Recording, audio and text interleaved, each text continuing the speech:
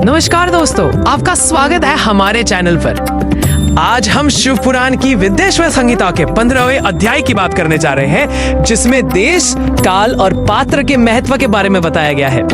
दोस्तों, हम सभी जानते हैं कि दान देना एक पुण्य का काम है, लेकिन क्या आप जानते हैं कि दान देने का भी एक सही तरीका होता है? सही स्थान पर, सही समय पर और सही व्यक्ति को दिया गया दान ही सर्वाधिक फलदायी होता है। आइए जानते हैं विस्तार से।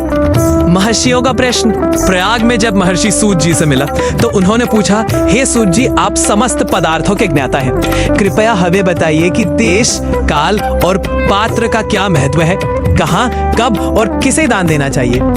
देश का महत्व, कहाँ दान करें। सूत जी ने उत्तर दिया, सबसे पहले बात करते हैं देश की यानी स्थान की। अपने घर में किया गया देव यज्ञ शुद्ध गृह का फल देता है, लेकिन गौशाला में किया गया यज्ञ घर से 10 गुना अधिक फल देता है। जलाशय के तट पर किया गया यज्ञ गौशाला से 10 गुना फल देता है। पर्वत पर किया गया यज्ञ जलाशय से 10 गुना फलदायी है। शिव मंदिर में किया गया यज्ञ पर्वत से 10 गुना श्रेष्ठ है।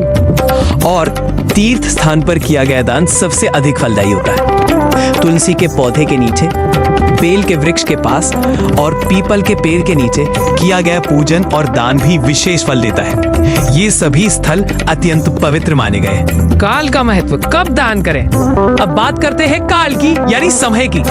सूर्य ग्रहण और चंद्र ग्रहण के समय किया गया दान करोड़ों यज्ञों के बराबर फल देता है। इसलिए ग्रहण के समय तीर्थ स्थानों पर जाकर स्नान करना और दान करना अत्यंत फलदायी होता है।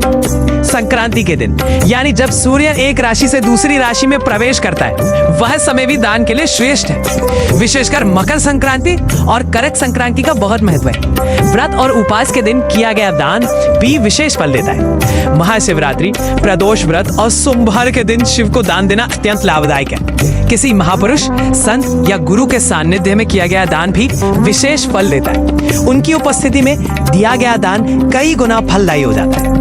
पात्र का महत्व, किसे दान दें। अब सबसे महत्वपूर्ण बात, पात्र भी किसे दान देना चाहिए। सूत जी कहते हैं कि तपस्या में लीन ब्राह्मण को दान देना सर्वोत्तम है। जो व्यक्ति वेद का ज्ञाता हो, धर्म में स्थित हो और तपस्वी हो, उसे दिया गया दान सबसे अधिक फल देता है। भूखे व्यक्ति को भोजन कराना भी महान पुण्य है। जो व्यक्ति भूखा है उसे खाना खिलाना अत्यंत श्रेष्ठ दान है। किसी योगी या साधु को दान देना भी विशेष फलदायी होता है। गाय की सेवा करना, गाय को घास चारा देना भी श्रेष्ठ दान में गिना जाता है। गाय हमारी संस्कृति में माता के समान पूजनीय है। 12 प्रकार के श्रेष्ठ दान। सूत जी आगे बताते हैं कि 12 प्रकार के दान विशेष रूप से फलदायी होते हैं। गौ दान, गाय का दान सबसे श्रेष्ठ है, यह मोक्ष प्रदान करता है। भूमिदान, जमीन का दान देना भी महान पुण्य। तिल दान, तिल का दान पितरों को तृप्त करता है। सुवर्ण दान, सोने का दान ऐश्वर्य देता है। घी दान, घी का दान स्वास्थ्य और बल प्रदान करता है। वस्त्र दान, कपड़े का दान शीत से रक्षा करता है। धान्य दान, अनाज का दान भूख मिटाता है।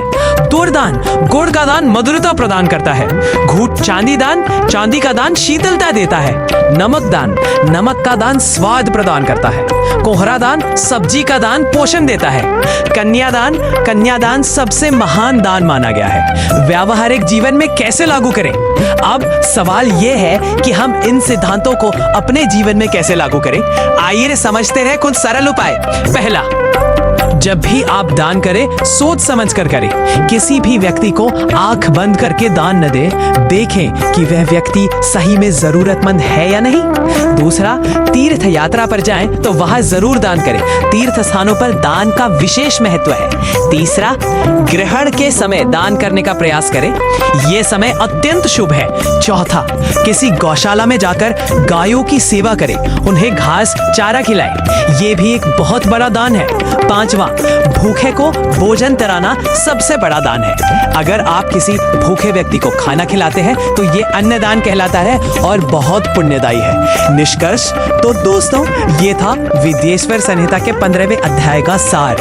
हमने सीखा कि दान देने में 3 चीजें महत्वपूर्ण हैं। देश यानी स्थान, काल यानी समय और पात्र यानी व्यक्ति। सही स्थान पर, सही समय पर, सही व्यक्ति को दिया गया दान करोड़ों यज्ञों से भी अधिक फल देता है। याद रखें, दान हमेशा श्रद्धा और भक्ति भाव से करना चाहिए। दिखावे के लिए किया गया दान व्यर्थ है। सच्चे मन से दिया गया छोटा सा दान बेकहम बड़ा फल देता है। अगले एपिसोड में इंटीमेशन हिंदी यंगों और पुनवे किस्म किताब में शुरू करेंगे, तो बने रहिए हमारे साथ।